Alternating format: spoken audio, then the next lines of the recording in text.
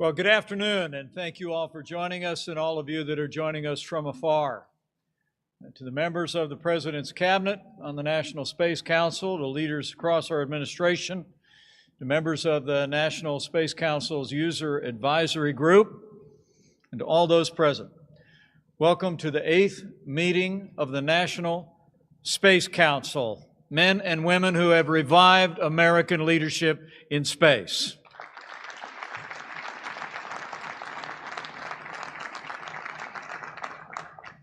It's a particular pleasure to be back here in Florida on the Space Coast, and also to be here at the world's premier gateway to space.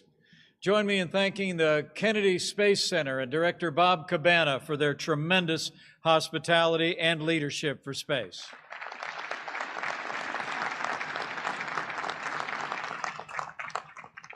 So it's wonderful to be here at this Apollo Center, Bob, and it's an incredible place. People have come from around the country and around the world to be inspired by the past and now the present and the future of American leadership in space. And we're truly grateful, Kennedy Space Center, for all that you've done and to continue to advance American leadership.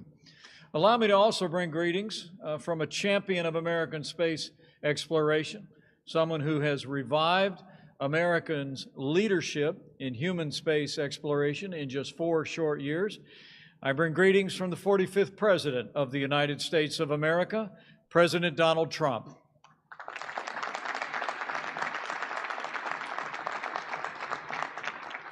Today at this 8th meeting of the National Space Council, we will have updates from all of our council's members about the progress that we have made, both in civilian, economic, and military advances in space. But before I start, let me at least acknowledge the passing of an extraordinary American whose life and contributions to American aviation have undoubtedly led to inspire the advances that we've made in the vast expanse of space.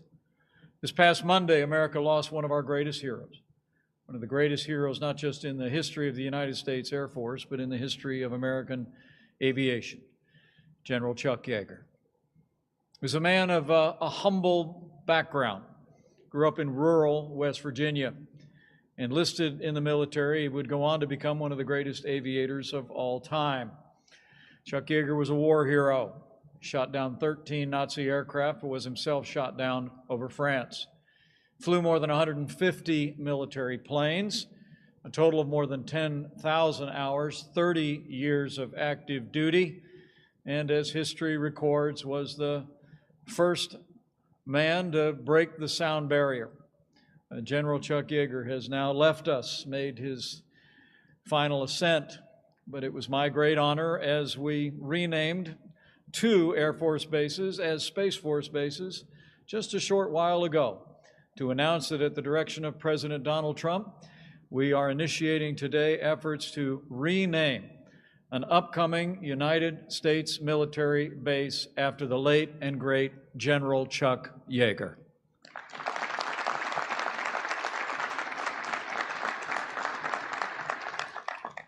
I think people here at Kennedy Space Center know, and all of us on the Space Council know, we literally would not be here today but for the achievements of General Yeager and all of those who've been inspired by his courage. And America will never fail. Will never fail or never forget the life and contribution of General Chuck Yeager. So as we gather for this 8th installment of the National Space Council, allow me to express my appreciation to all of the members of the Space Council and to reflect for just a few moments before we get started on how much has changed over the last 4 years since the very first meeting of this council. You know, when you look at national security, the progress that we've made in civil and private space sectors, one thing is clear. In 4 short years, America is leading in space once again. It's true. When we took office, the National Space Council had lain dormant for more than 25 years. But President Trump articulated an inspiring vision for renewed American leadership in space. In his inaugural address, the President said, and I quote, "We stand at the birth of a new millennium, ready to unlock the mysteries of space." And so we have set out to do. In our first year in office, the President revived this council to reinvigorate and coordinate space activities all across the federal government. The President brought together some of the best minds in government and the private sector to strengthen America's space enterprise. And so many of you are here with us today, and we're truly grateful. And whether it's providing for the common defense or growing our space economy across America, that's exactly what we've done throughout the past 4 years. In the very first days of our administration, the President signed multiple executive orders and presidential directives to reorient our space program to human space exploration. He took steps to unleash America's commercial space companies and to safeguard our national interests in the increasingly complex and competitive domain of space. In our first year in office, the President signed Space Policy Directive 1 and gave NASA a clear goal that we are going to go back to the moon, and this time we are going to stay.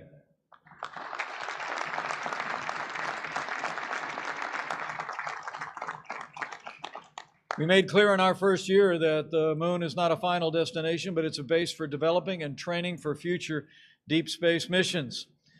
We're going back to the moon, and then we're going to Mars and beyond. As we gather here in this historic place, I can't help but think back 48 years ago, December 1972, to Apollo 17, the last Apollo mission to the moon. It would be December 14th, 1972, that Apollo 17's commander, a Navy pilot named Gene Cernan, and a graduate of Purdue University in Indiana, he prepared to depart for Earth from the surface of the moon. And he spoke words that have really echoed through our time as an ongoing admonition. He said, and I quote, "America's challenge of today has forged man's destiny of tomorrow." And he said, "As we leave the moon, we leave as we came. And God willing, we shall return with peace and hope for all mankind." Gene Cernan was the last man to walk on the moon, but he didn't want to stay the last. He spent the rest of his natural life advocating for America to go back to the moon. And we are going to honor Gene Cernan's memory by putting the next man and the first woman on the moon in just a few short years.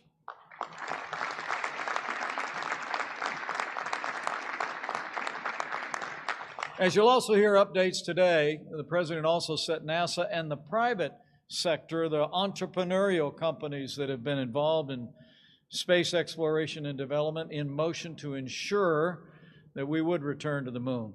And then the next astronauts on the surface of the moon and all the economic development in space will be driven by American ingenuity.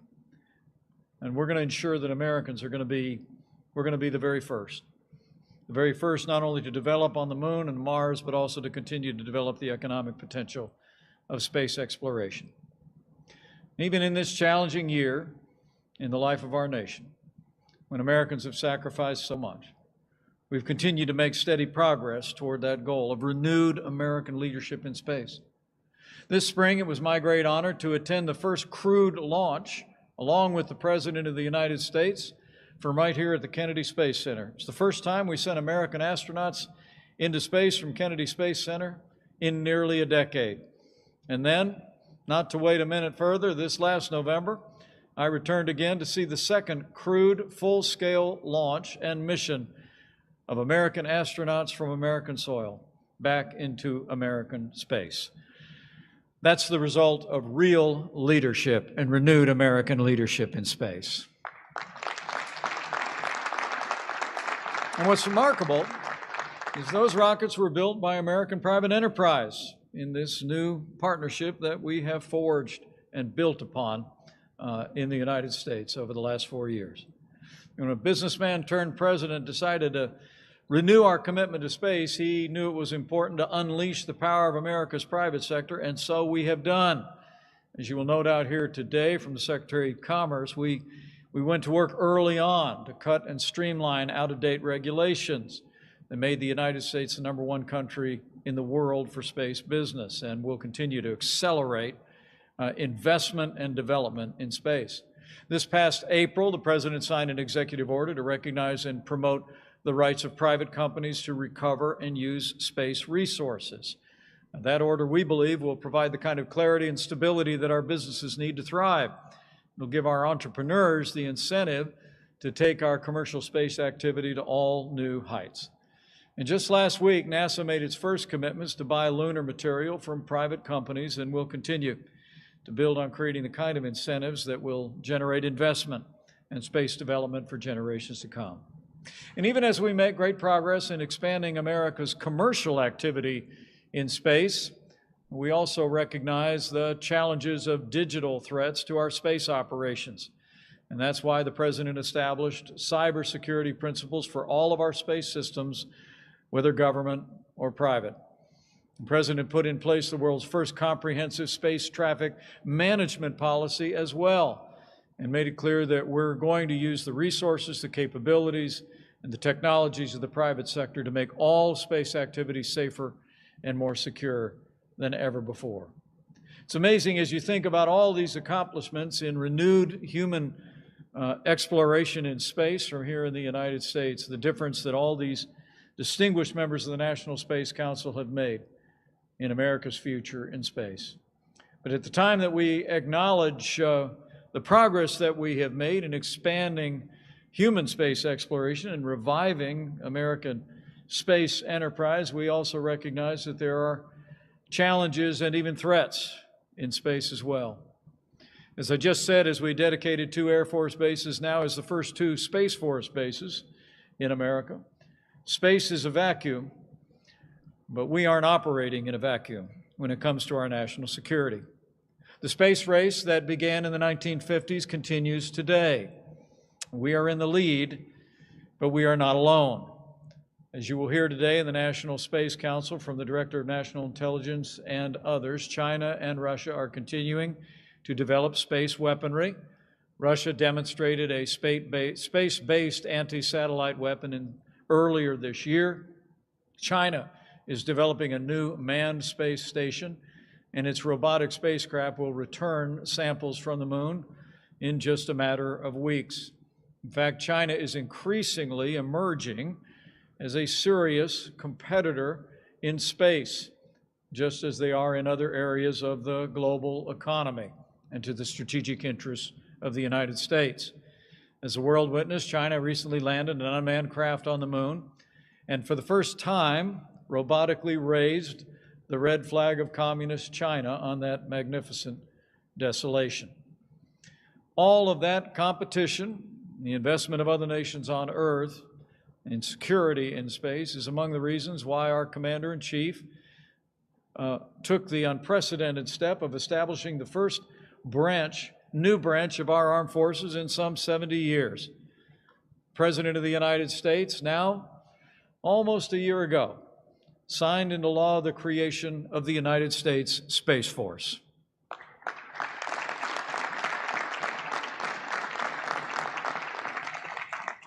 Under President Trump, the highest priority of our administration is the safety and security of the American people. And where too often in the past, America has neglected growing security threats in space, this president called for extending our dominance on land and sea and air to the final frontier.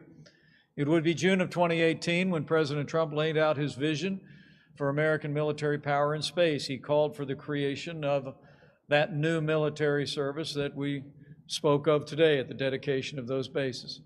I believe it is a tribute to the President's leadership as well as the leadership of all the military personnel that are gathered here today, that literally in just a year and a half after our President first called for the establishment of a Space Force, after it had been talked about for a half a century, he was able to sign it into law. It's extraordinary to think of the contribution. It's a contribution that the United States Space Force will make to the security of our nation and the perpetuation of our freedom. As Deputy Secretary Norquist will reflect in a few minutes, the Space Force is growing stronger by the day. In fact, Secretary Barrett and I were not long ago in Colorado Springs when we saw the first 86 company-grade officers commissioned into the United States Space Force. And we're pleased to be joined today by the Chief of Space Operations, the man who has been working around the clock to stand up the United States Space Force. Join me in thanking General J. Raymond, who's with us here today. General.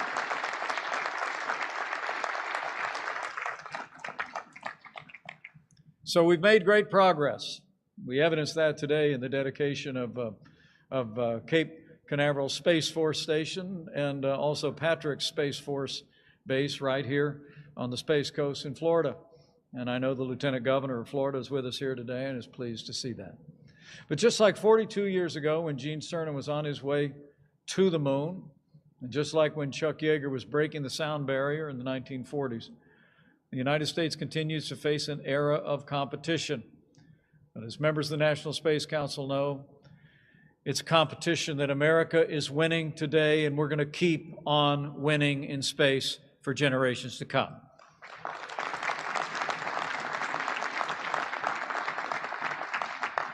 And that's one more reason today, while I'm pleased to announce that the President, as of today, has issued a new national space policy that we will articulate at this meeting of the National Space Council. The National Space Policy provides the President's direction to the executive branch on all space activities. It emphasizes that space is critical to our security and our way of life, and lays out the fundamental principles to put America first in space. Dr. Scott Pace will go into more detail about the President's new national space policy in just a few moments, but it represents our ongoing commitment to, at the National Space Council and throughout this administration, to ensure American leadership in space. But for now, let me just say that because of the hard work of all the men and women of the National Space Council putting our President's vision into effect, because of the hard work of all of the dedicated men and women on our Space Council Advisory Group and the support of the American people and leaders in the Congress, we've made great progress in the last 4 years. But as you will hear again today, there is a renewed determination all across this nation and all across this government and all across every level of government to continue to build on the extraordinary progress that we've made. And today we will hear about that progress, the ongoing challenges and opportunities that America faces. So let me say once again, welcome to this 8th meeting of the National Space Council. Let's get to work.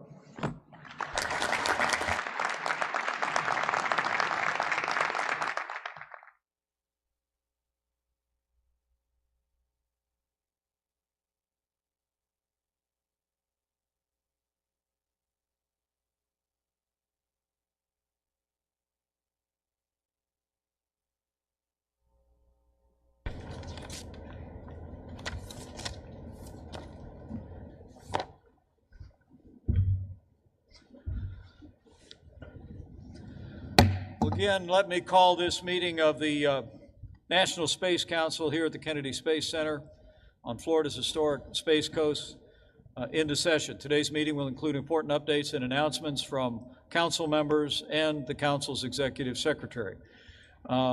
First and foremost, allow me to turn our attention to the economic progress that we've made. Policies have been advanced. The Secretary of Commerce, Wilbur Ross, has been a great champion of space. Even as we've seen the American economy over the last 4 years reach all new heights. I think we set another record on the stock market again today, Mr. Secretary, but let me just say how grateful we are for your immediate appreciation for the impact that space exploration and entrepreneurship could have on the American economy. And why don't you give us an update on the Department of Commerce's activities related to space traffic management, international space development, and investment, and other encouraging space news. But join me in thanking Secretary Wilbur Ross for his great leadership on this cabinet and on the National Space Council. Thank you, Vice President Pence, for the opportunity to update the National Space Council on the growth of the space economy and the related work that is taking place at the Commerce Department. Here at Cape Canaveral last week, SpaceX executed its 100th successful commercial Falcon 9 rocket launch. They sent a crew and thousands of pounds of supplies and research gear aboard a Dragon spacecraft to the International Space Station. I'm reminded that it wasn't long ago when travel among the stars was merely a distant goal, before it was even a race among nations. Indeed, our country has achieved remarkable progress in the space sector, and now again, as American business people continue creating new ways to make space more commercially feasible. I toured such an example earlier this year, Astrobotic's new headquarters in Pittsburgh, one of the many small companies doing very creative things. Their facility will support unmanned missions to the moon and drive technological development that brings us closer to NASA's planned 2024 human moon landing. Such landmark accomplishments in the commercial space field come alongside record-breaking economic investment in space activities. Globally, another $4.9 million was invested in space companies in the third quarter alone. This not only marks the most productive quarter on record, but it also raises the total 2020 investment to $17.5 billion in the overall industry.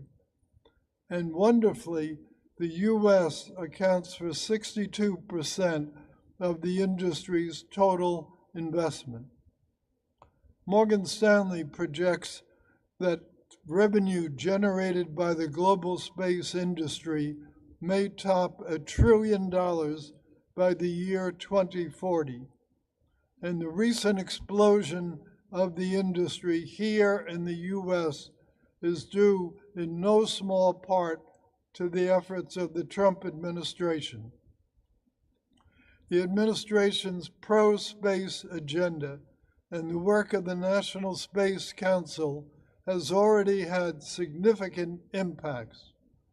NOAA has removed red tape that previously surrounded remote sensing technology by shortening the licensing timelines from 74 days to 28 days at present.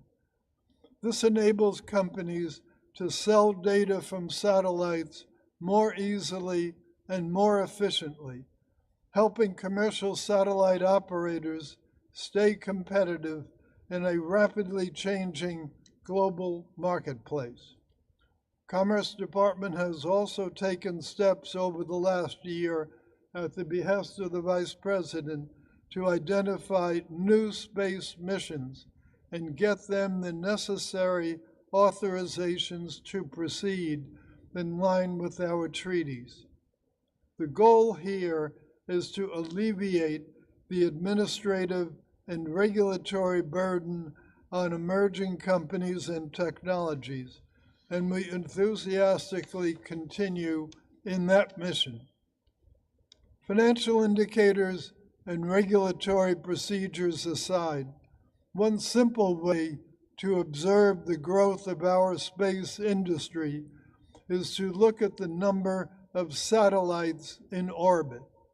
This year alone, the number of active satellites in orbit is set to increase by more than 50%, 50%, to 1,250, of which about 80% are small sats. And the Satellite Industry Association estimates that up to 110,000 new satellites could be in orbit by 2030. This is good news for projects like SpaceX's Starlink, as well as for smaller companies that can benefit from the growing accessibility of private satellites. But the increase in satellites has also created a unique set of challenges when it comes to managing orbital traffic. we are seeing more and more frequent near misses that could cause unprecedented new amounts of debris. If two significant objects were to collide, they could create such a shower of debris that it could endanger the astronauts aboard the International Space Station. It could endanger billions of dollars of U.S. and other investment in space. And it could also interfere with the growth of space commerce. Fortunately, there's no shortage of brilliant men and women who have made remarkable headway toward managing this problem. In 2018, the Trump administration Space Policy Directive 3 provided a unique approach to the management of orbital traffic. The Commerce Department's Office of Space Commerce and our interagency partners took on the missions laid out by this initiative. And today, I'm proud to report that we're in the midst of finalizing a Department of Commerce, Department of Defense MOU that will provide a detailed plan for the improvement of space situational awareness and ultimately space traffic management. We have also drawn on existing NOAA resources to establish a new open architecture data repository. This system allows both private and government entities, including those of our allies, to share data, increasing all parties' situational awareness amidst an increasingly crowded orbital environment. We continue to work with our allies in industry on the norms, standards, and best practices that will inform new rules of the road for space. We have also worked with private business and technology leaders from around the globe in this issue. In fact, just before Thanksgiving, the Office of Space Commerce hosted an industry day with over 250 companies participating, virtually of course, to discuss our approach to the open architecture data repository.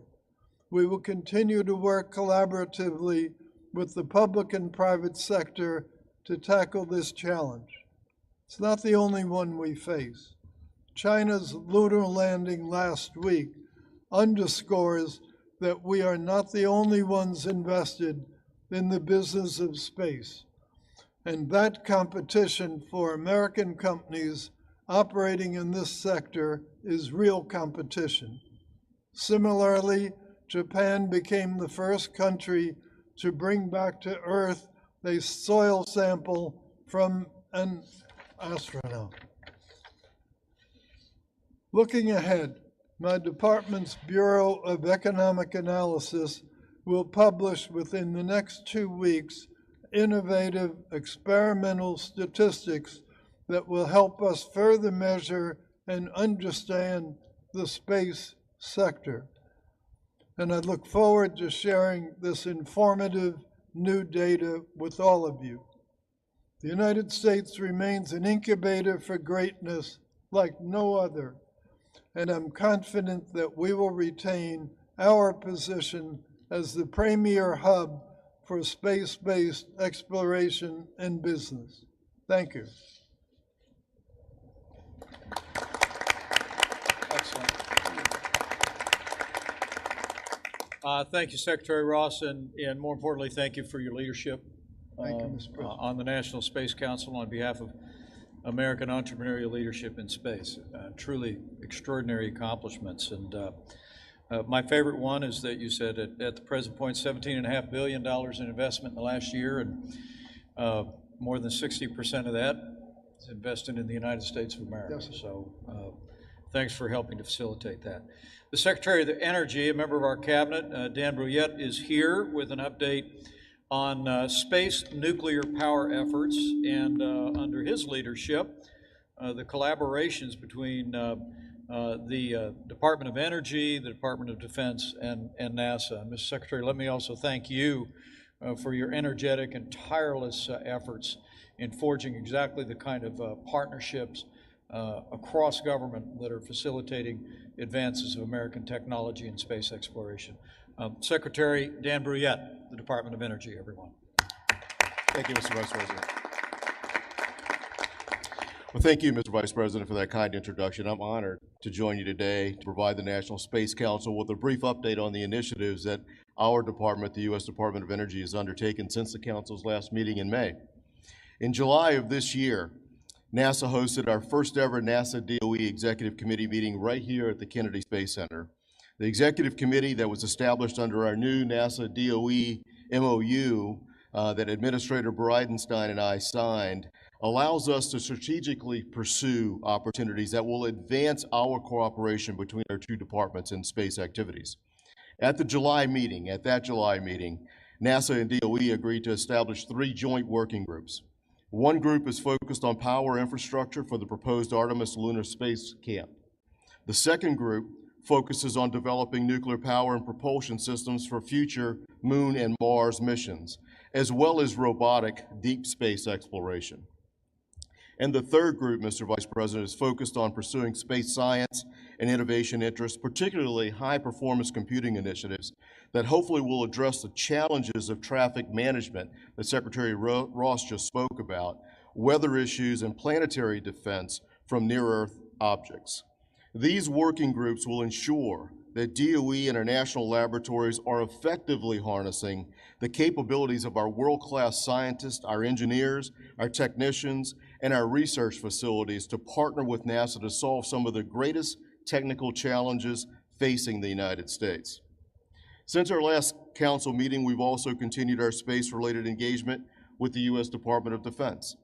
In October, DOE senior leadership teams went to the Pentagon for a space technology mini-summit to discuss how DOD and DOE could cooperate more strategically on space-related challenges.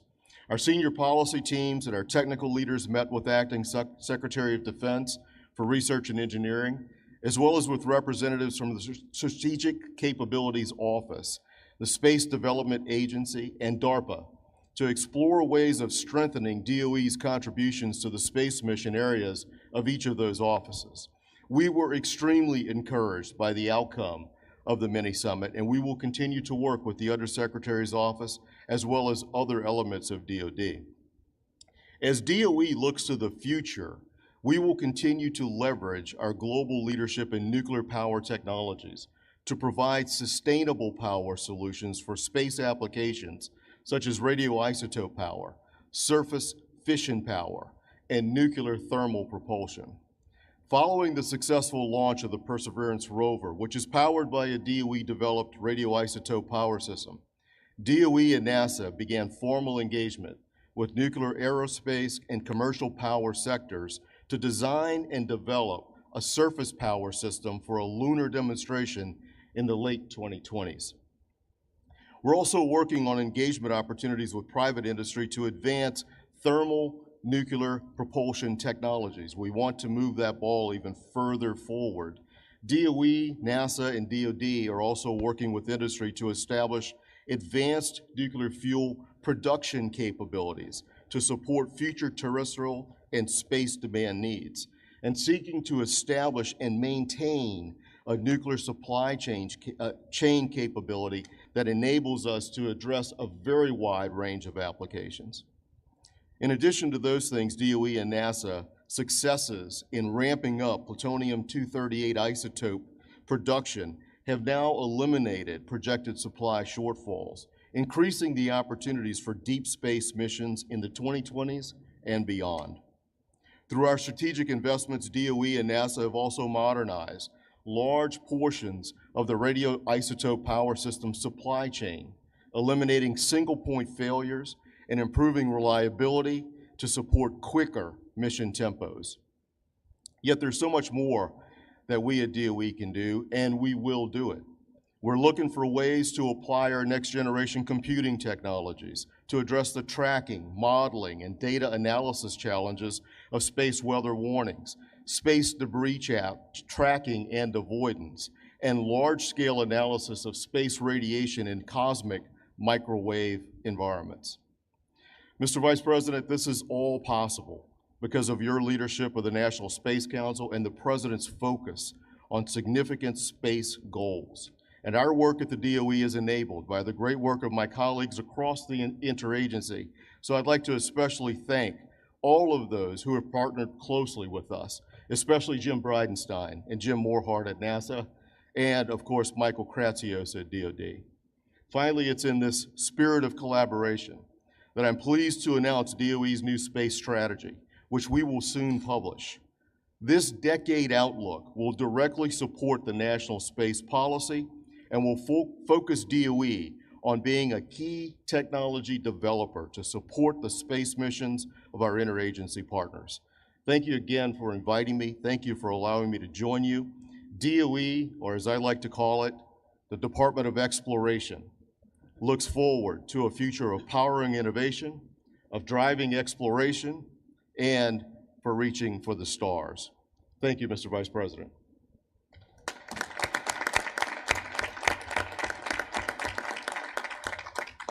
Thank you, Secretary Brouillette, and I hope it's not lost, particularly on anyone looking on. I know all the experts that are gathered here, civilian and military, understand it, but the innovation that you're promoting through the Department of Energy on the development of nuclear power is what will precisely enable us to do deep space exploration and to put American astronauts on Mars. Even a layperson like me understands that when you've got nuclear power, you can run the engine the whole way there. And I've been assured it would take us about half the amount of time to get to Mars and get back from Mars with nuclear power. I just want to commend you for the way you've used the department. You've worked with the Department of Defense closely with NASA to promote the development of that innovation. Truly, it's going to be a game changer for American leadership in human space exploration. Thank you, Mr. President. So thank you. Another round of applause for the Secretary of Energy. You are just great. Someone that I've come to admire and appreciate very much, a key member of our administration, is the Director of the Office of Science and Technology Policy. He's been involved in advancing policies that will give us the capacity to continue to monitor planetary weather issues from space, so vital to the life of the nation. He himself is a legendary weatherman, and he's brought that discipline and that creativity to the National Space Council. Join me in welcoming Dr. Kelvin Droegemeier. Dr. Droegemeier. Thank you so much, Mr. Vice President. It's an honor and privilege to be here today on this historic occasion. I really appreciate so very much your leadership of the Council and your extraordinary service to America as our Vice President. Thank you so very much for that. Under the President's leadership and under your leadership, Mr. Vice President, this nation has recommitted itself to space discovery and exploration and the advancement of humanity's expansion into the heavens. Today, I would like to highlight two areas where we have made really significant progress over the recent months and years, and where I believe our continued effort is needed. The first of these topics is space weather. Now, we're all familiar, as the Vice President said, with terrestrial weather, the towering clouds and beautiful thunderstorms we see every afternoon in the summer here in Oklahoma, the very powerful storms that we see in the Midwest, like places like Indiana. They're beautiful, but they're also very destructive. And so we have to really understand and look to predict those. Well, space weather is basically no different. It encompasses a wide array of phenomena that are equally, in some cases, very beautiful, but also they complicate our exploration activities, and they really have the potential to degrade and even destroy some of the infrastructure that is most critical to our nation's security and our economy. So the importance of both understanding and forecasting and accounting for space weather is very, very important as we reinvigorate our human space exploration program. In October 2020, the President signed the Pro-SWIFT Act, it's an acronym, which established as U.S. policy, and I quote, to prepare and protect against the social and economic impacts of space weather phenomena. The Pro-SWIFT Act also provides statutory authority for existing space weather coordination activities under the National Science Technology Council. Now, in March of last year, that same National Science Technology Council released a National Space Weather Strategy and Action Plan. And that very same day, the President signed an executive order on coordinating national resilience to something called electromagnetic pulses. Now, they're relevant here because the sorts of geomagnetic disturbances that occur in the sun that are disruptive, they're called space weather, disruptive to our space activities. They're both a space weather phenomena, and they're also naturally occurring as EMPs. So since the release of those documents, federal agencies have worked very, very hard on their implementation, and together with the academic and private sector and also international partners, we've made great progress. And I want to highlight very quickly 3 areas. First, the U.S. Geological Survey is working toward completing a survey of ground conductivity across the United States. Now, we're familiar with conductivity, lightning across the sky, and conductivity on power lines, but there's actually conductivity in the ground. And these data help USGS and also NOAA develop new operational and geoelectric field maps, the actual mapping of the geoelectric field. It provides much more accurate estimates of electric currents that are generated by geomagnetic storms. And those things can then disrupt power operations and resilience and things like that. So that hazard map is going to be a very, very important tool that we have to sustain electrical power during geomagnetic storms. Second, as a result, also a partnership between NOAA and NASA. NOAA's Space Weather Follow-On spacecraft is scheduled for launch in 2024, that magical year when we're going to return to the moon. This will ensure continuity of observations critical to space weather prediction and forecasting, and also to NOAA's geomagnetic storm watches and warnings that it issues regularly.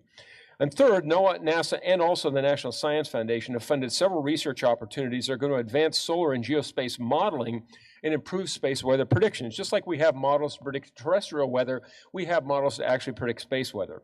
That research targeted key administration priorities established through the space policy directives that the Vice President mentioned, including human space exploration and space traffic management, as Secretary Ross mentioned. These agencies are also working very, very closely together to implement a framework to accelerate transition of space weather research to operations, very, very important transition. And they will help inform key decision-making for operations of critical infrastructure like our electric power grid. Finally, the second topic I want to address really briefly is planetary protection. Now, what is planetary protection? It's basically the practice of mitigating risks to Earth of harmful biological contamination due to space activities. Now, there's actually 2 sides of that coin. It includes protecting the search for extraterrestrial life by controlling the introduction of biological contaminants from Earth to other celestial bodies. We call that forward contamination. But it also includes protecting our own biosphere here on Earth from potentially harmful biological contamination from things like returning spacecraft. We call that backward contamination.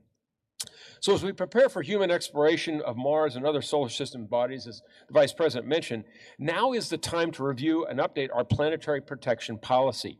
Existing U.S. policy was established back in the Apollo program, and it's not really been substantively updated since then, so it's been many decades. Meanwhile, of course, as you all know, there have been very, very significant technological and research developments in the field of space, a lot of new actors, including a lot of private companies, and so things are accelerating very dramatically.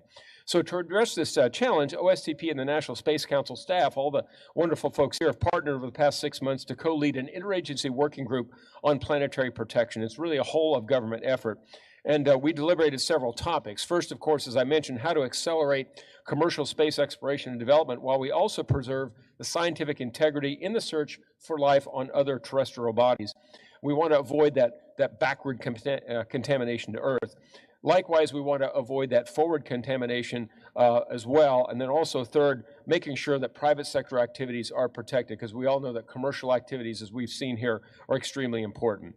So looking forward, planetary protection has to really be a key element of our strategy, and it certainly is across all of the federal government, but also with our academic and our industry partners.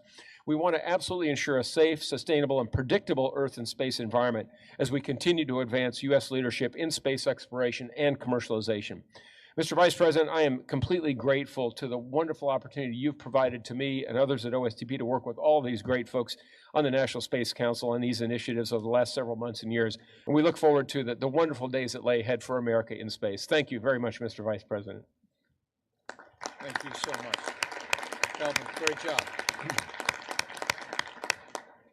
One of the enduring lessons that I've learned as chairman of the National Space Council is you actually have weather in space.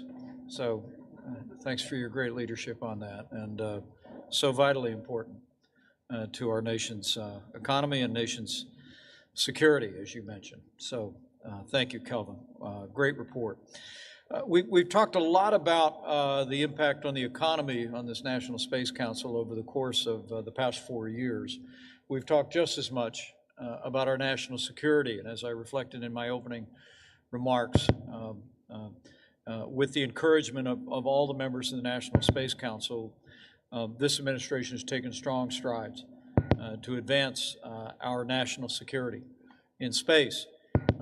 So today I wanted to turn our attention to our security issues. For the first time in his role as Director of National Intelligence, John Radcliffe joins us today. He's going to provide an update on international space threats and the competition that we face. John, you and I have talked. You wrote a compelling piece over the last several days, particularly about the strategic competition that China poses us here on Earth, as well as in the heavens. We appreciate your leadership very much, but as I said before, I think you understand, the President understands, space is a vacuum, but we're not operating in a vacuum, especially when it pertains to the security of the people of the United States of America. So join me in welcoming the Director of National Intelligence, our DNI, John Radcliffe, to the National Space Council.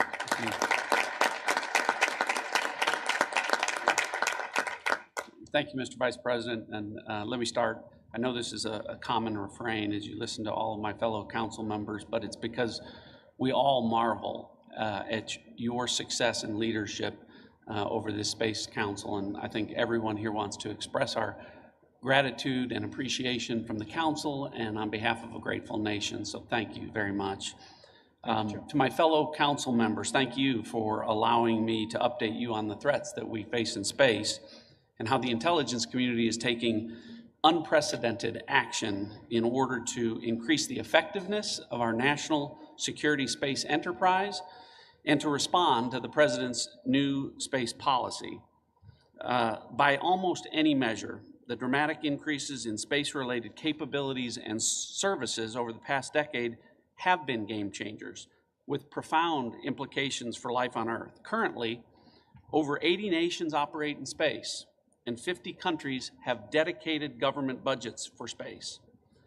And governments are not the only players in space. Dozens of new commercial space companies have emerged with plans to launch tens of thousands of satellites in the coming years, more than all of the satellites that have been launched since the dawn of the space age. Over the past 5 years, U.S. companies have launched more commercial remote sensing satellites into orbit than the rest of the world. But today that trend is reversing. The National Geospatial-Intelligence Agency, which I oversee, predicts that in this decade, the rest of the world will launch at least twice as many commercial remote sensing satellites as the United States. Economically, the global space industry has grown rapidly in recent years and is now approaching $500 billion in annual revenue. But more critical is that broad sectors of the U.S. economy have come to rely upon space-related capabilities. Our estimates suggest that industries with reliance on space-based services now contribute over $5 trillion to our gross domestic product. Simply put, we depend on space systems as critical infrastructure, directly supporting the American way of life. If these space-based services are disrupted, we could see adverse effects on nearly all sectors of the U.S. economy, including consumer supply chains, transportation, telecommunications, agriculture, and finance. Mr. Vice President and fellow members, to a degree unparalleled in American history, the nation's economy and security rely upon space systems that our competitors are challenging and that our adversaries are increasingly threatening. To that point, America's vital interests are increasingly at risk as China and Russia develop and field destructive weapons to threaten U.S. and allied space capabilities. As I wrote in an op-ed published in the Wall Street Journal last week, the intelligence is clear. China poses the greatest national security threat to the United States, and that includes China's actions in space, where China is pursuing weapons capable of destroying our satellites up to geosynchronous Earth orbit, where many of our critical space systems reside. China has also deployed a ground-based missile intended to target and destroy satellites in low Earth orbit. Russia has a similar system to China in development that is likely to be operational in the next several years, and Russia has also fielded a ground-based laser weapon which could blind or damage our space-based optical sensors. And I'll note that Russia in particular has recently demonstrated provocative behavior, creating a potentially dangerous situation in space. Over the past year, the Russian government, as the Vice President noted, launched a satellite that began to actively maneuver close to a US government satellite.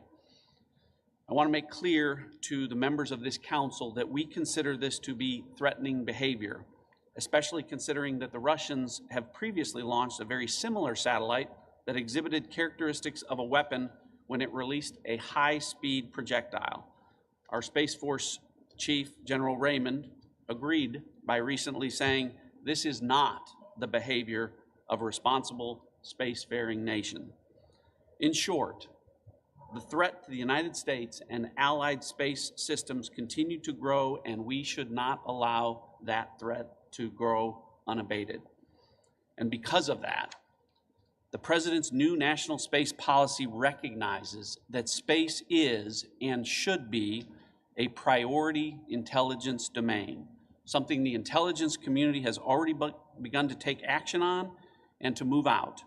Earlier this year, we directed our intelligence agencies to increase support to space defense and added new funding to counter space threats. Although those numbers are classified, this represents a significant new investment which will directly address the emerging intelligence requirements of the Space Force. Additionally, we are working directly with the Space Force leadership to create a new National Space Intelligence Center, which will deliver intelligence support necessary to achieve our national security objectives. The establishment of this new center will provide the nation unparalleled scientific and technical intelligence on space-related threats, and it will serve as the service intelligence center for the Space Force. As I described earlier, America's entrepreneurs and innovators are demonstrating amazing new capabilities in commercial space marketplace. The new national space policy recognizes that the rapidly expanding commercial space industry is a vital element of national power. Consistent with this recognition, I recently approved the creation of the Intelligence Community Commercial Space Council. This is a high-level forum which will facilitate collaboration across the intelligence community and with industry, focusing on the intersection of commercial space services and national security. The Council will deepen our understanding of the capabilities and trends of both the United States and foreign commercial space industries. It will provide recommendations to bolster our use of commercial space capabilities, and it will support the growth of a robust U.S. commercial space industry that is responsive to our national security needs. As an example of our increasing engagement with the commercial space sector, the National Reconnaissance Office, or NRO, recently conducted a national security mission on a small commercial rocket launched from outside of the United States, an achievement which was a first for our intelligence community. The new national space policy also recognizes that the intelligence community and the Department of Defense are co-equal partners in the national security space enterprise, with both operating a variety of spacecraft that perform vital missions to our nation. However, countering the increasing threats we face now and in the future will require an even higher level of collaboration and integration than in the past. Previously, we reported to this council that the intelligence community and Department of Defense have agreed to align U.S. Space Command and the NRO under a new protect and defend strategy for the purposes of jointly guarding our vital space systems, should a conflict ever extend to space. For the first time, there will be a unified structure that fully integrates intelligence and defense plans, authorities, and capabilities to ensure seamless execution of space defense actions. I'm pleased to report that the NRO and Space Command are testing this emerging construct in a series of war games and experiments that are designed to pressure test the new arrangement before Space Command reaches its full operational capability. Finally, I am very pleased to report that my team at the Office of the Director of National Intelligence is working with our Space Force leadership to evaluate the potential for the Space Force to become the 18th member of the United States intelligence community. We anticipate a decision on this history-making opportunity in the next month or two, which would profoundly strengthen the partnership between the Department of Defense and our intelligence community. In conclusion, as adversaries increasingly threaten our vital interests in space, the actions that I have described here for you today, plus many more of a classified nature that I cannot discuss publicly, will continue to provide us with a competitive advantage, will allow us to counter emergent threats in space, and allow us to achieve unified action should conflict ever extend to space. I want to assure each of you, my fellow council members, as well as the American public, that if our adversaries challenge us in space, they will face a truly united national security space team. Thank you again, Mr. Vice President, for the opportunity and members of the council to address you on these important efforts. Thanks very much. That's excellent. Well, thank you, Director Radcliffe. Thank you for that stirring summary, but also thank you for the visionary recommendation. We very much look forward to that, and the notion of adding the United States Space Force to the infrastructure of our intelligence community makes great sense. And I want to commend you for leaning into this and making such a meaningful contribution to this 8th meeting of the National Space Council. Thank you very much. Thank you very much, John. There has always been a chair on the National Space Council for the Secretary of Defense, and successive Secretaries of Defense have played the role and have been full partners in renewing America's commitment to our national security in space. We're deeply grateful to them for their service, but a common denominator, a consistent ally and advocate for advancing America's national security interests in space has been the Deputy Secretary of Defense, David Norquist. And I just want to take this opportunity to thank the Deputy Secretary of Defense for taking the guidance of this National Space Council, taking the vision of the Commander-in-Chief, and moving out so quickly at the Department of Defense. You've made a great difference in the security of this country in the vast expanse of space. So join me in thanking Deputy Secretary of Defense David Norquist for a job well done.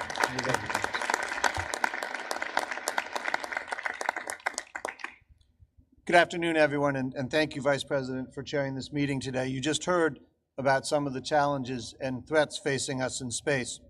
Since the last National Space Council meeting back in May, the Department of Defense has made tremendous progress in adjusting to the challenges of space as a warfighting domain. Today, I want to highlight our developments across the department, the U.S. Space Force, U.S. Space Command, and within the Office of the Secretary of Defense. And in doing so, I want to thank those around the table. Your efforts and partnerships are vital to achieving our nation's objectives in space. So let me begin with an update on the Space Force. In order to grasp the magnitude of what the Department of Defense has accomplished, it is worth pausing to reflect on the timeline. The Space Force was officially established when President Trump signed the fiscal year 2000 National Defense Authorization Act on December 20th, 2019, less than 1 year ago. It was originally planned that the Space Force would be established 1 year after the NDAA was signed. So, Mr. Vice President, that would have been 11 days from today, and I would have been spending today explaining to you the things we hoped to get done and might get done in the future. But instead, the President and Congress understood the urgency of strengthening our space-based military capabilities, and they directed us to get right to work. Following this spirit of speed, we have moved rapidly to advance the Space Force, and we have reached many milestones. Operationally, the Space Force has launched satellites into space and provided support to NASA's 2 successful human space flights launched from right here in Cape Canaveral. The Space Force has also engaged with our allies and partners to enhance cooperation in space. We have now seen them place a higher priority on this domain as well. The UK, which announced the creation of a Space Command last month, and France, which had adjusted from the Air Force to now having the French Air and Space Force. Through all of this, the Space Force has continued delivering new capabilities for the United States. In fact, in August, the National Aeronautics Association recognized our X-37B spaceplane with one of its most prestigious awards, a distinction also given to ᔪᗪEIMAY and the Apollo 11 team.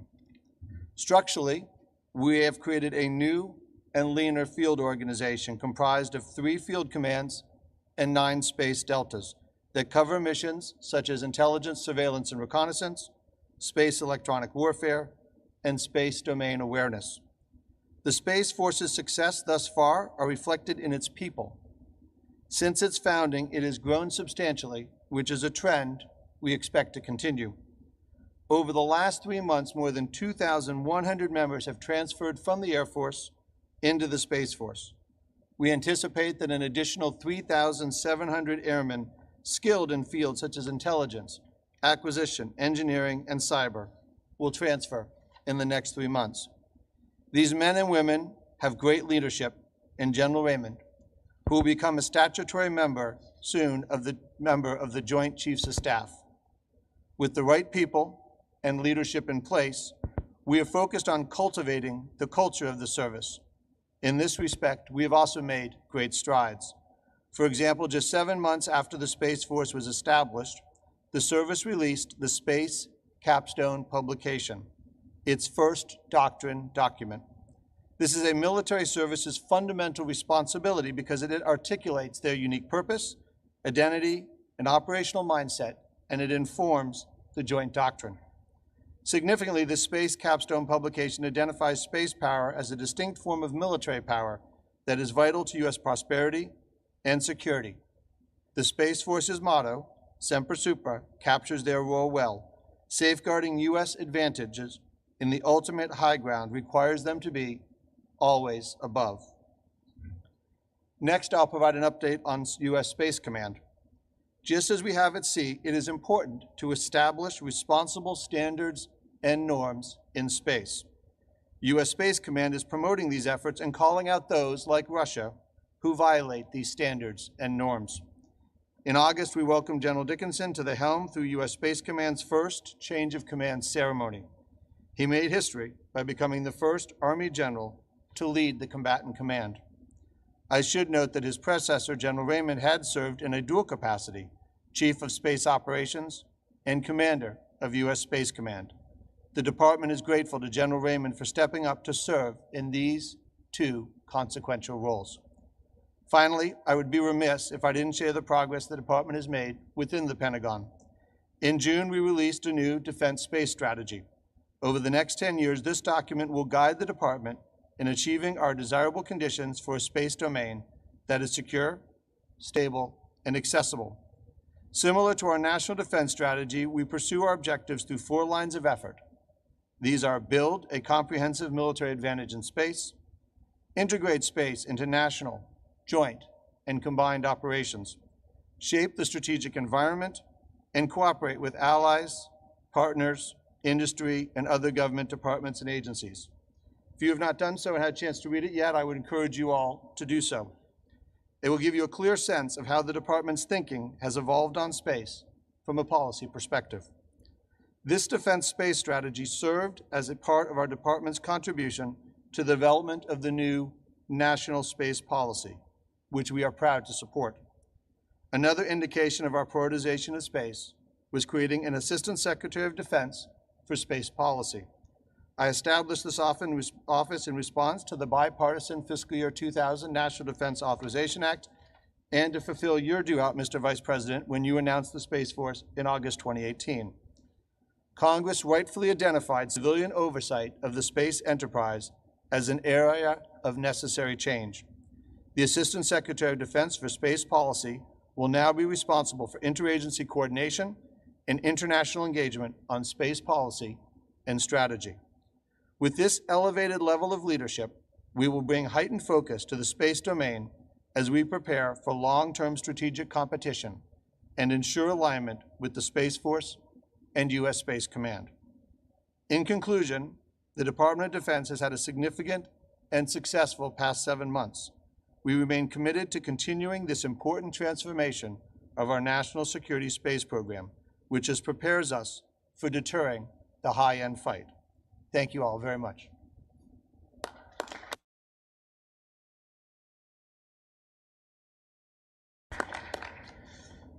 Thank you so much, Deputy Secretary Norquist. And again, I know I speak on behalf of the President and everyone on the National Space Council and our Secretaries of Defense over the last 4 years when I say how grateful we are. You are the get it done guy at the Pentagon, and thanks for getting it done so quickly and standing up our United States Space Force and in all the ways that you've described. Someone else who deserves a tremendous amount of credit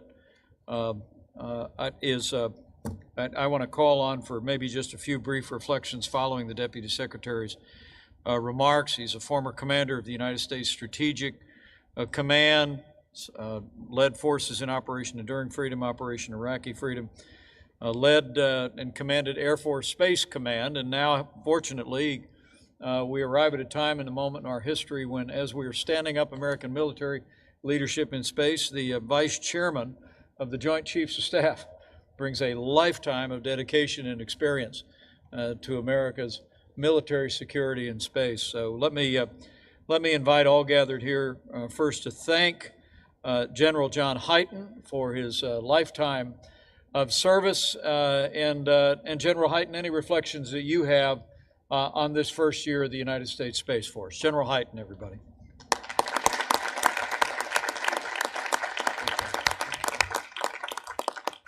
Thank you, everybody. Thank you, Mr. Vice President. I have a million reflections. To choose from everything that's going through my mind right now is nearly impossible, because this is an exciting time. This is an important time.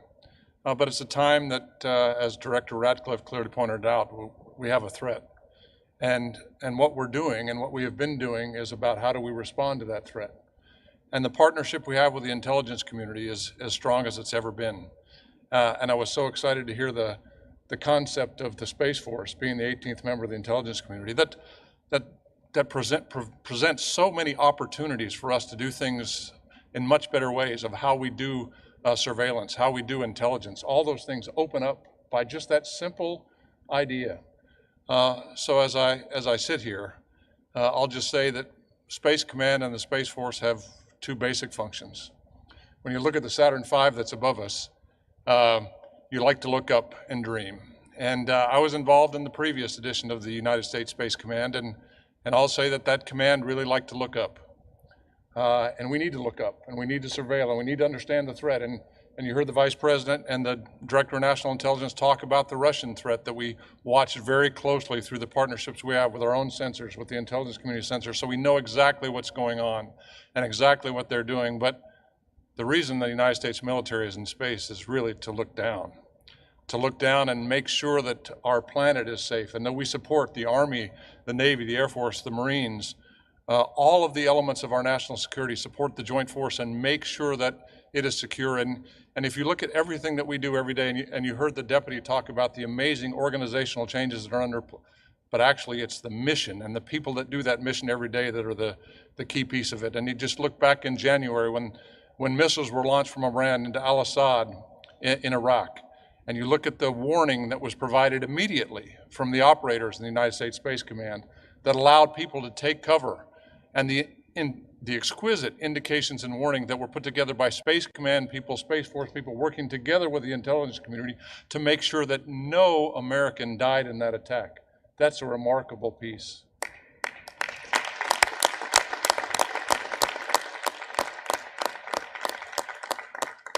So, Mr. Vice President, thank you for your leadership. It is actually a joy to work with you in any meeting I've ever been in. And I want to say that I look forward to the future. You know, the one thing about all 4 stars, General Raymond, is that we're all circling the drain. You know, we're all pretty much done. But the other thing about all of us is, man, wouldn't you like to go back and be a second lieutenant in the United States Space Force today and do it all over again? That would be exciting. So, Mr. Vice President, thank you. General John Hyten, everybody.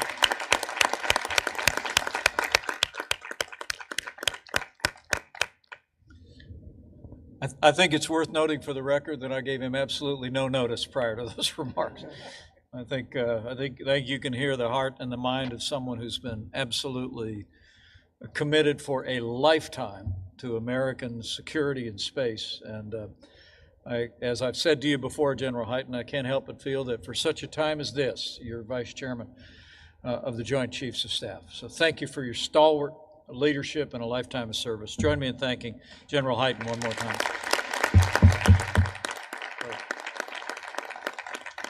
Closer to home on security, and I apologize that I didn't give him any notice at all, the acting Secretary of the Department of Homeland Security. I've come to know him over the last 4 years of service, and have been deeply inspired at his implementation of American law, security on our border. But the members of the National Space Council deserve to know that under Acting Secretary Chad Wolf's direction, the Department of Homeland Security has also been working to increase outreach to the private sector to ensure cybersecurity in space systems, which is of equal importance to our economy, to the privacy of the American people. So for a few minutes of reflections on the progress, the efforts DHS has made, join me in thanking Acting Secretary Chad Wolf, member of the National Space Council. Well, let me start off by, again, expressing my gratitude, Mr. Vice President, for your leadership of the Council, as all of our Council members have said today. The work that not only you, but the staff have done over the last 4 years in advancing American leadership in this area, I think is a testament. The Department of Homeland Security, as you said, is hard at work at helping to implement the national space policy in 2 primary areas, and that's in cybersecurity and resilience. And so what we call the left of launch, or before launch, is a critically important time. Cybersecurity and supply chain security of space systems is paramount. And to support this effort, the department is leveraging our relationships and our processes with critical infrastructure owners and operators around the country through our Cybersecurity and Infrastructure Security Agency, or CISA. And CISA is leading the newly established Space Information Sharing and Analysis Center, or ISAC. And that's a forum for U.S. government and private industry can share information and best practices, and we do that through a number of other industries as well. We are also partnering with our colleagues at the Department of Commerce, Secretary Ross and others, to engage more small and innovative companies wanting to engage in this area as well. After launch, or to right of launch, as we say, DHS is leading in the testing, the resilience of federal and critical functions through the exercising of continuity of operation practices.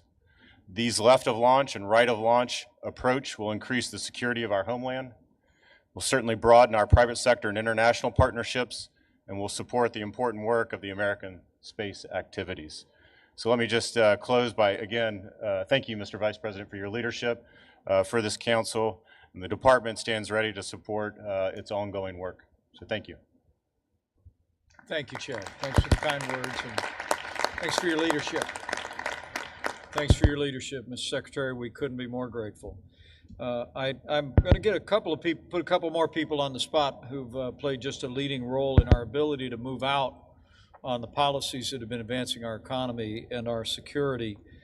Brooke Collins is the director of the President's Domestic Policy Council, and Russ Vought is the head of the Office of Management and Budget. And I can tell you that over the course of the last 4 years, both of them have been consistent partners in our effort to identify the resources on the security front and in reviving human space exploration here at NASA, but also in promoting the vital role that American leadership in space has played in our economy, as the Secretary has reflected momentarily. I also want to recognize Brooke Collins because while we are here at the Kennedy Space Center, we are on the Space Coast, with Lieutenant Governor Nunes and a lot of proud Floridians.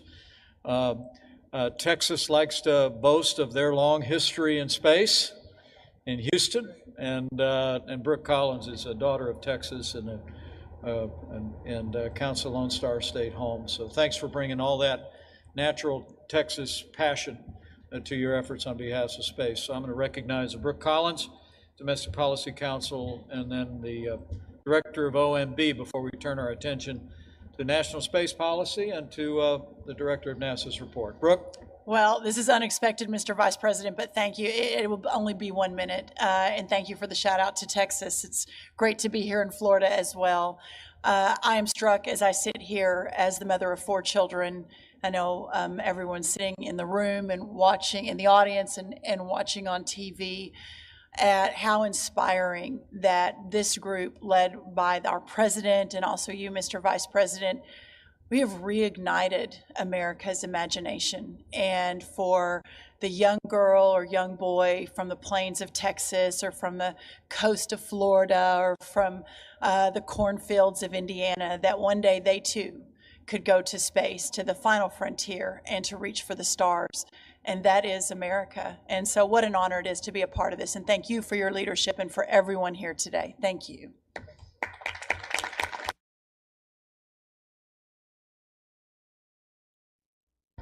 Director of the Office of Management and Budgets, man I've known for many years, and he is a tight-fisted steward of the public treasury. But I want to take this opportunity to thank Director Russ Vought for finding a way for the largest increases in NASA's budget in the modern era, and for also finding a way to make sure that our standing up the United States Space Force had the resources necessary. So, Mr. Director, thank you, and we'd welcome any remarks you'd have for the National Space Council today. Director Russ Vought, the Office of Management and Budget.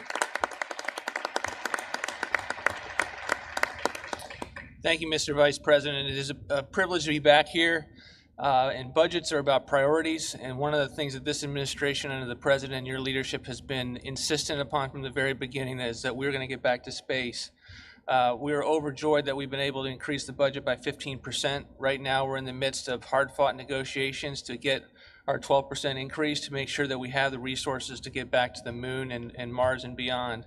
But I want to build off of what Brooke said, and that is to get to...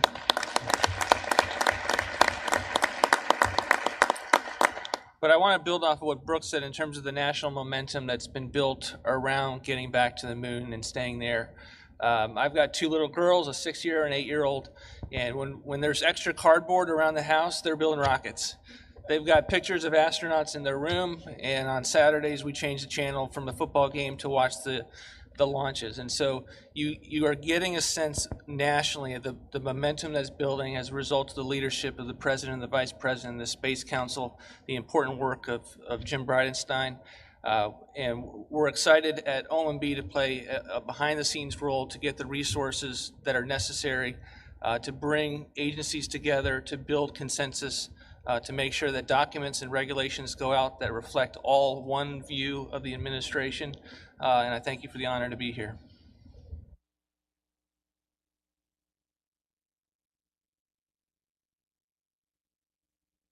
Thank you so much, Director Russ Vought. Thanks for your efforts, and thank you for that.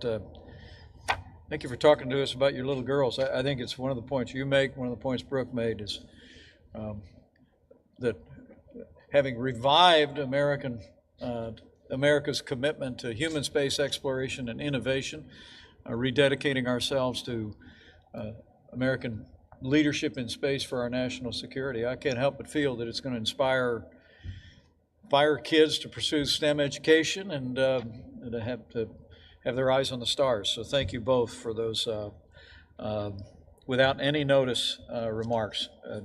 Very inspiring.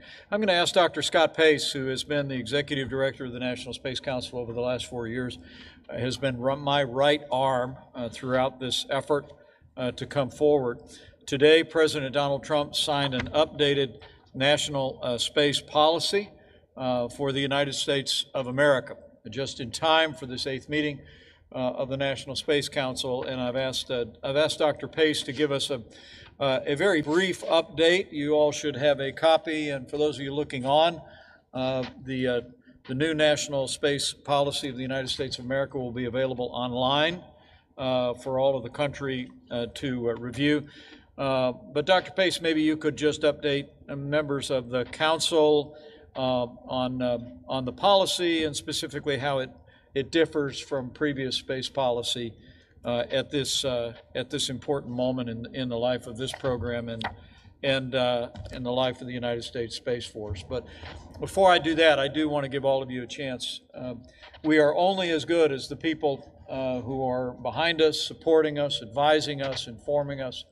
And I must tell you, it's been one of my great privileges over these past 4 years to enjoy the friendship, but the extraordinary professionalism and guidance of Dr. Scott Pace. So would all the members of the National Space Council join me in showing our appreciation for Scott Pace for the great job you've done.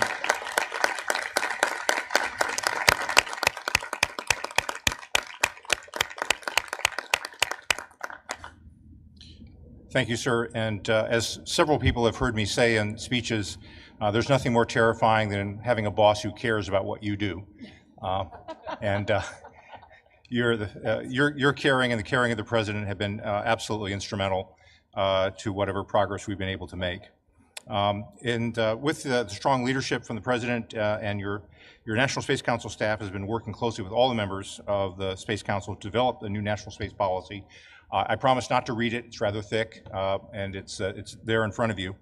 And I wanted to take the opportunity to express my personal thanks and appreciation to the members of the Interagency Working Group that contributed to this policy. About 11 agencies, 5 White House councils. There's a lot of folks who are part of this effort, and as well as the thoughtful advice from the members of the Users Advisory Group.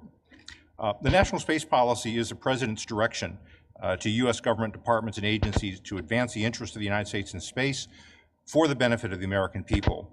And this policy outlines fundamental principles of the United States regarding its activities in space and details future goals and executive branch tasks to achieve them.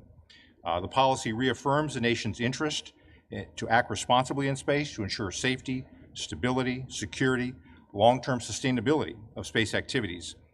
And as such, it's similar to past policies in that it reflects longstanding efforts that extend back decades, the beginning of the space age, while recognizing new challenges and new opportunities in front of us.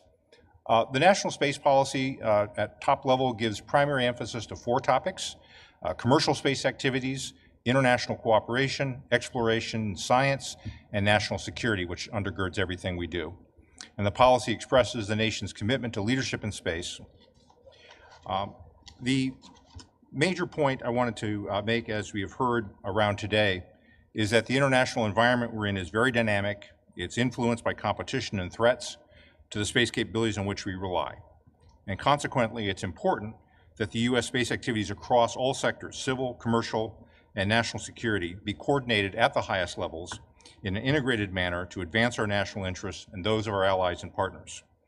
A policy of sustainable space exploration and development depends on an alignment with enduring national interests such as security, economic growth, scientific advancement, and a stable international environment. Space does not exist for its own sake. It exists to serve the interests of the nation, and our alignment with those interests is crucial to our success.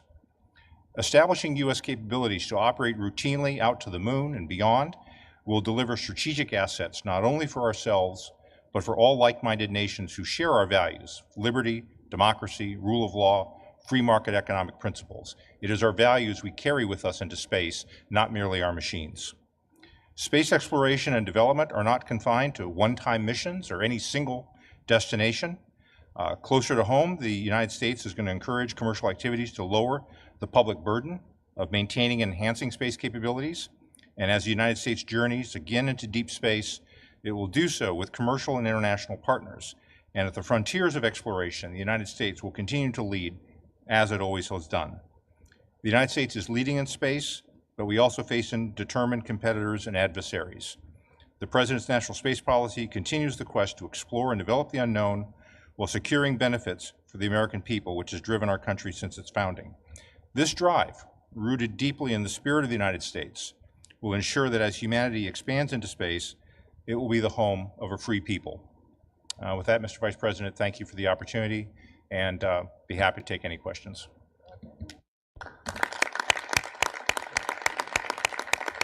Great job.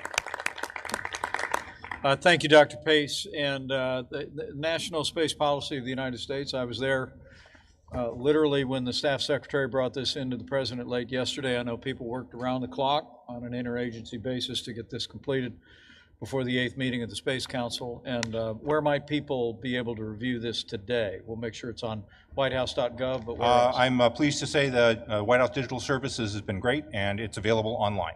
Okay, available online, National Space Policy, and would recommend it to the attention of any American interested in a broad outline of what our priorities are and what our objectives are with regard to American leadership for our economy and our security in space. But thank you so much, Dr. Pace, for the report. And but another round of applause for really a tireless public servant and all the work he's done.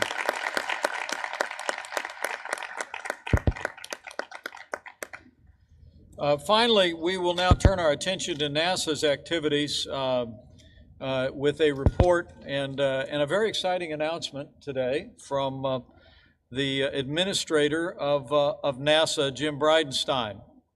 Many of you may not be aware that prior to serving as the 13th administrator of NASA, Jim Bridenstine was a Navy pilot, flew combat missions in Iraq and Afghanistan, flew more than 1,900 hours. I first met him when he was a congressman from Oklahoma, serving on the House Armed Services Committee.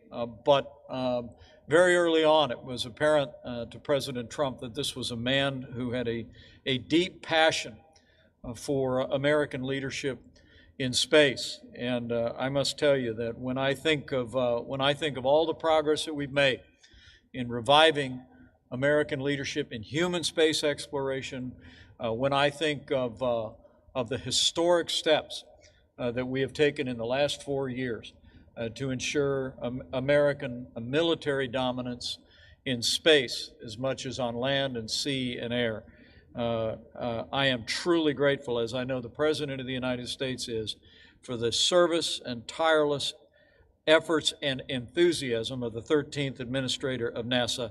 Join me in thanking Jim Bridenstine for all that he's done and for the important announcement today.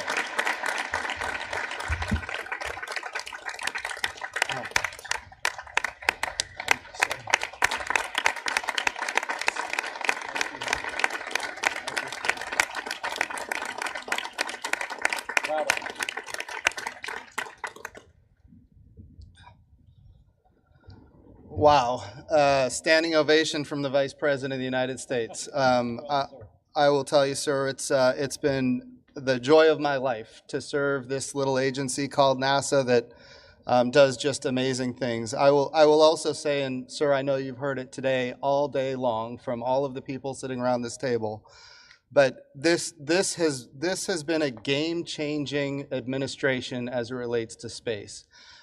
From day one, this administration came in committed and not just giving it lip service, but moving out on it. And you're hearing it, not just from me, but from everybody around this table who has served with and for you, sir. And your leadership here has been astonishing. I have said, and I'll keep saying it, one of the best things President Trump did was reestablish the National Space Council. And right after that, putting his #1 guy, the Vice President of the United States, in charge of it. And it's been just a real pleasure serving on this council with you, sir. So I'll go through kind of where we are with the Artemis program, which of course is our return to the moon, not just with the next man, but with the first woman, which was a very direct order from the Vice President of the United States, who is carrying out the direction of the President of the United States. And So here's where we are, sir, and I'm very pleased to report the core stage of the SLS rocket is complete. It is at the Stennis Space Center being tested. All 4 RS-25 engines have been integrated, and we have now completed 6 of the 8 tests for what we call the green run. Right now, we are in the midst of the 7th test, which we call the wet dress rehearsal. And of course, the next test after the wet dress rehearsal is, no kidding, a live fire test of all 4 RS-25 engines. So we are very excited to be where we are. The SLS rocket, of course, is the moon rocket. I know we're sitting underneath a Saturn V, and this, of course, reminds us of the history, but we are here today talking about the future. And I want to assure my friend, the Director of National Intelligence, John Ratcliffe, that Saturn V is very secure. So we are not going to need a new DNI today, and I made sure of that. So I do think it's important to note that the SLS rocket, Mr. Vice President, is back on track and moving forward. The Orion crew capsule is complete. It has gone through environmental testing. We have done the launch abort testing, which is also complete and has been successful. It is mated to the European Service Module, and of course it is here at the Kennedy Space Center waiting for some more processing. So that again is good news. As we move forward, one of the big things that you gave us direction to do, and this was at the IAC, the International Astronautical Congress, was to make sure that we partnered with freedom-loving countries. And we have done that. We put together the Artemis Accords, which establishes what are the norms of behavior, what are the things we expect our partners in space exploration to do as we explore space together. And so we wrote out the Artemis Accords. We had great support from the State Department. I want to really tip my hat to what the State Department did. The Artemis Accords are complete. We're looking for transparency from all of our international partners. We're looking for interoperability. We're looking to make sure that if there are astronauts in distress, we all support each other. We're looking to make sure that the future of space exploration is peaceful. And all of this was enshrined in the Artemis Accords. And of course, one of the reasons to do all of this is because when we go to the moon this time, it's going to be with international partners, which we didn't have last time, but also this time we're going to have commercial partners. And we need to have the processes by which we can all agree to explore the moon safely, both with commercial and international partners, as the United States of America leads this coalition to the moon and eventually onto Mars. I want to be clear, we already have 9 countries that have signed up, 9 freedom-loving countries that signed up, and we just announced the Artemis Accords earlier this year. There are more countries that we're talking to every day that are interested, but here's the thing, and this is my experience as the NASA administrator. Everybody loves Artemis. All of our international partners want to be part of the Artemis program. That gives us a great tool of soft power to say, we want you with us, but when you come with us, there are basic standards of behavior that we need you to abide by, and all of those standards, by the way, are enshrined in the Outer Space Treaty of 1967. So all of that is very positive. The Gateway, our little, it's not really a space station, but it's an outpost around the moon. But it's going to give us the extra energy that we need to get to low lunar orbit, to the surface of the moon, and then back to the Gateway. The Gateway is under development. We are rapidly moving forward on the Gateway.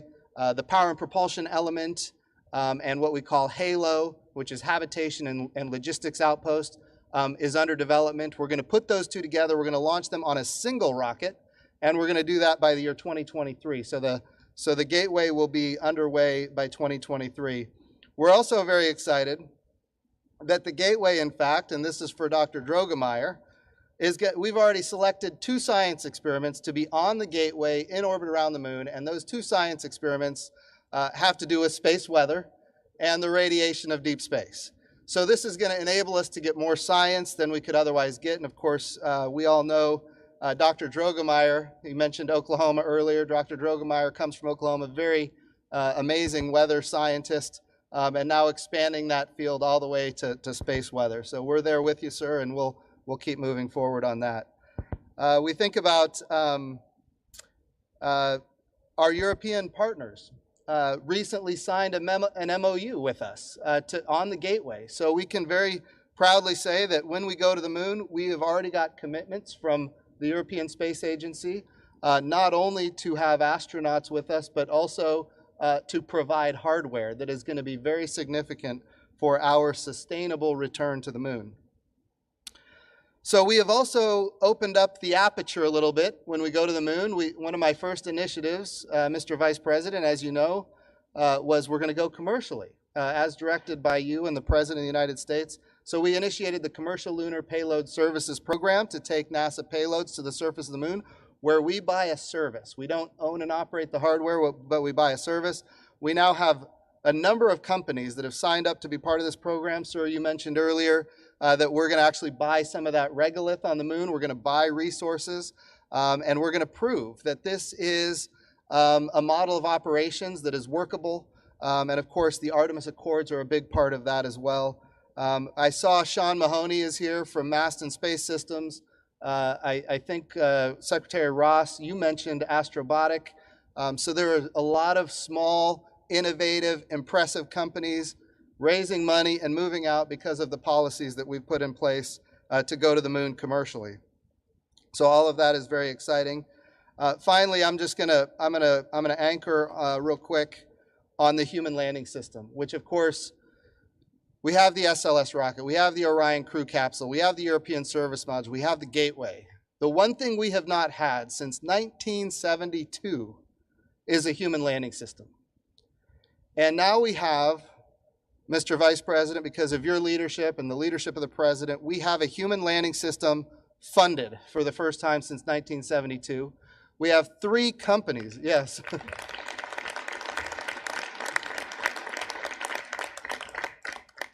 We have 3 companies that are under contract. There's a lot of companies involved, I want to be clear, but 3 prime contractors that will be leading the efforts for the human landing system. We're in a base period right now where we're looking at how we're going to land on the moon. And ultimately, by February of 2021, we're looking to do a down select from 3 to 2 so that we can come to a resolution on how we're going to land on the moon by 2024. Now, I want to be clear when I talk about the human landing system, Mr. Vice President, the budget request, thank you to the Director of OMB, Russ Vogt. The budget request gave us what we needed to achieve a 2024 moon landing. And as of right now, this agency is meeting all of its milestones. Yes.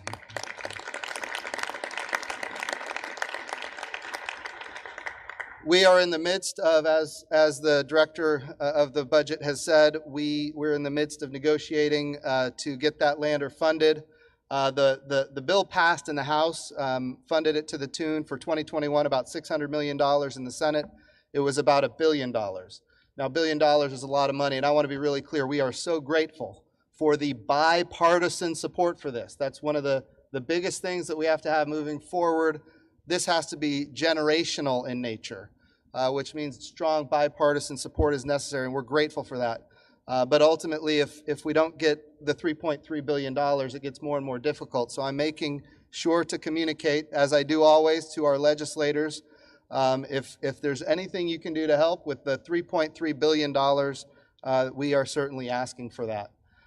Sir, I've been told we're going to show a video here, but I can see, did you have anything to say before we go to the video?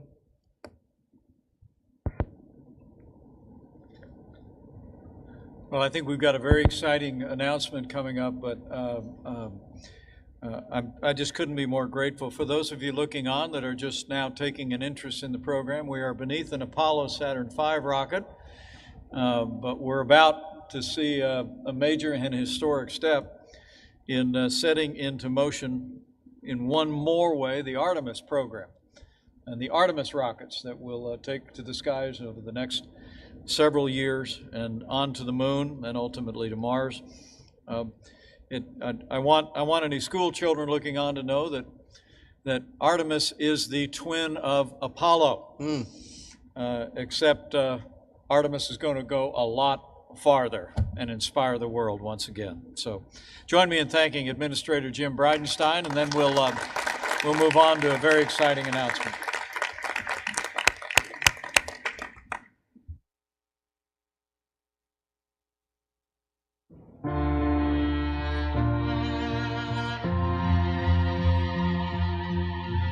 The Apollo missions were a daring success. and highlighted what a generation of ambition can accomplish. We choose to go to the moon, but in a whole new way. Not as a destination, but as a beginning. And not alone, but with a global coalition of explorers. This calling is part of what makes us human. And it is this generation's turn to set the tone. We are going to lead a journey of discovery that benefits our planet with life-changing science. To use the moon and its resources as a technology testbed to go even farther. To learn how to establish and sustain a human presence beyond Earth. This time, we're going as the Artemis generation. We will discover, prove that it's possible. And bring all that we learned back home. To benefit all of humanity.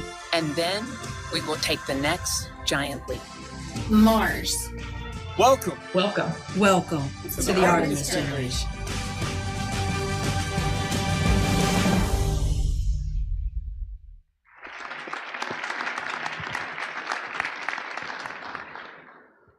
Welcome to the Artemis generation. A lot of you in this room, you've heard me talk about the Artemis generation. I'm the first NASA administrator in history that wasn't alive when we had people living and working on another world.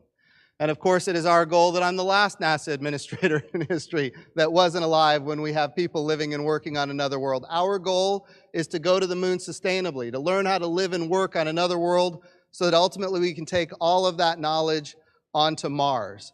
And the Vice President of the United States came to the Marshall Space Flight Center in Alabama, and what he said to us at that time was, he directed us to make sure that we go back to the moon, this time sustainably, and we go back to the moon with the next man and the first woman.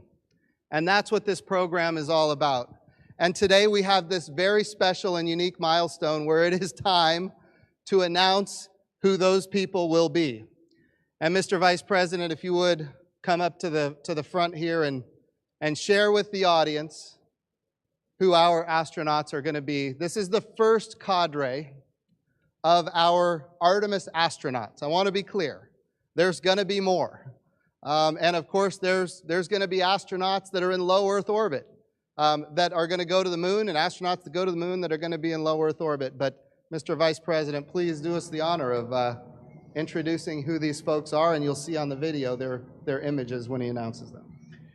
Thank you, Jim. It's now my honor to announce the names of the Artemis astronauts who will take us back to the moon and beyond. ᗪIᖰᗕ.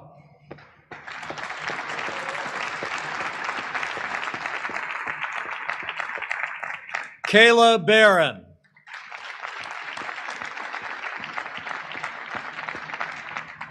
Raja Chari.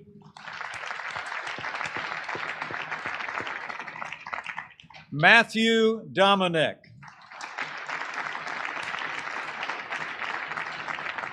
Victor Glover.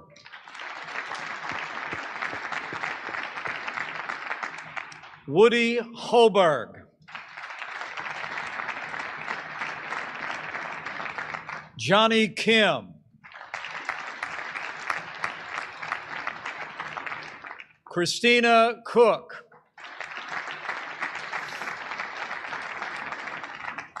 Kjell Lindgren. Nicole Mann. Ann McLean. Jessica Meir. Jasmine Mogbeli. Kate Rubens. Frank Rubio. Scott Tingle. Jessica Watkins. And Stephanie Wilson.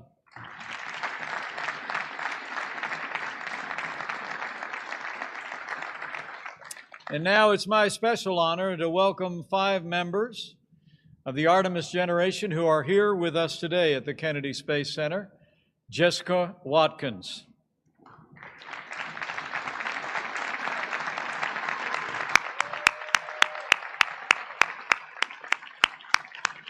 Matthew Dominic.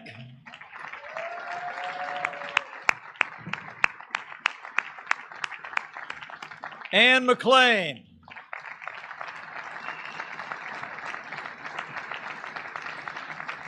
Joe Akaba.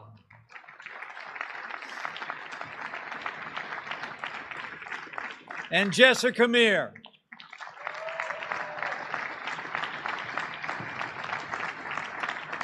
My fellow Americans, I give you the heroes of the future who will carry us back to the moon and beyond, the Artemis generation.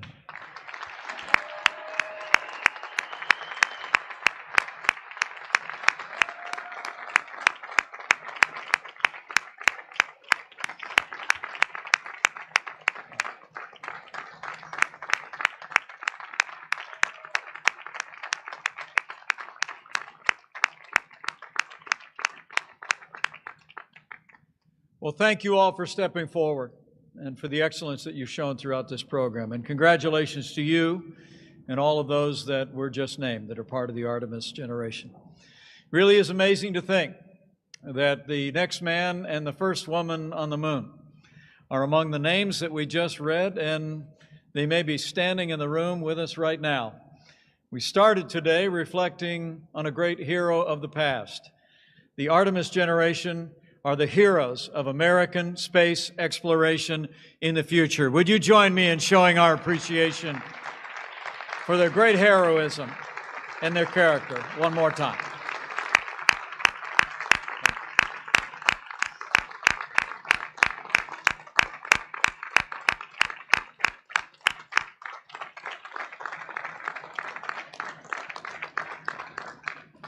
Well, thank you all. We're going to wrap up very quickly here, this 8th meeting of the National Space Council. With gratitude to these heroes who stepped forward, and let me just say a personal note of gratitude to all of the dedicated men and women and the staffs who stepped forward to serve the National Space Council over the last 4 years. I think you could tell today in just summary fashion the extraordinary difference for our economy and for our security that the National Space Council, under the leadership of President Donald Trump, has made in renewing American leadership in space. And join me in thanking all the members of the National Space Council one more time.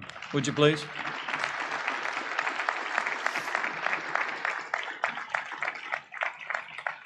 I also want to take the opportunity to thank members of the User Advisory Group. This is an extraordinary group of Americans that come from the very heart of the American space enterprise. And they brought their incredible professionalism and their incredible experience to bear on ensuring that we had the very best guidance to take the steps necessary to promote and expand America's space enterprise. There are a few that are with us here today. And first, I want to thank from afar Admiral Jim Ellis, who has led the User Advisory Group of the National Space Council with such great distinction. Join me in thanking Admiral Jim Ellis for his great work.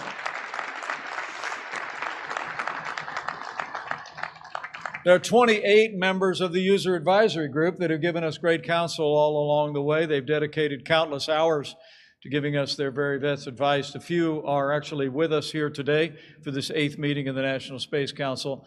So in addition to Admiral Ellis, allow me to thank Lieutenant Governor Jeanette Nunez of the great state of Florida. Thank you for your contributions to the space program. Eric Stallmer, who is with us here today, who is a great space entrepreneur and pioneer. Thank you so much, Eric. Another great space entrepreneur who's been leading the way and has become a great, great champion of American leadership in space, Fatih Osman and his wonderful wife. Thank you for your great leadership.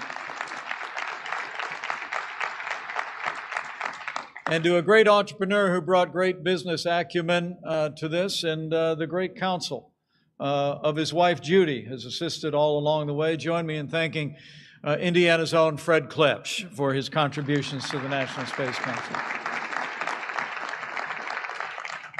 I come to this 8th meeting of the National Space Council just with a heart filled with gratitude.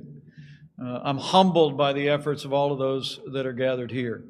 The military leadership from the Department of Defense, Secretary Barrett, General Raymond, General Hyten, and others who have stepped forward to really transform the commitment of our nation to ensuring the security of the American people from space, but also the vitality of America's ideals in space for generations to come. But I know I speak on behalf of the President as well when I just express my appreciation for all the members of this administration who caught the same vision. I love what Dr. Pace said a few moments ago. He said there's nothing more terrifying than having a boss who cares about what you're doing, has an interest in what you're doing. And all I can say is I can relate. I'll never forget the day, Jeanette, it was when we were campaigning for this job 4 years ago that I got a phone call. I was on my way to the Space Coast. And then our candidate called me up and he said he wanted to revive something called the National Space Council. And he wondered if I'd be willing, as other vice presidents had done in the past, to be willing to chair it. And so there have been many kind words expressed for your vice president today, but let me invite all of you to thank President Donald Trump and all of those that have served alongside him for renewing American leadership in space.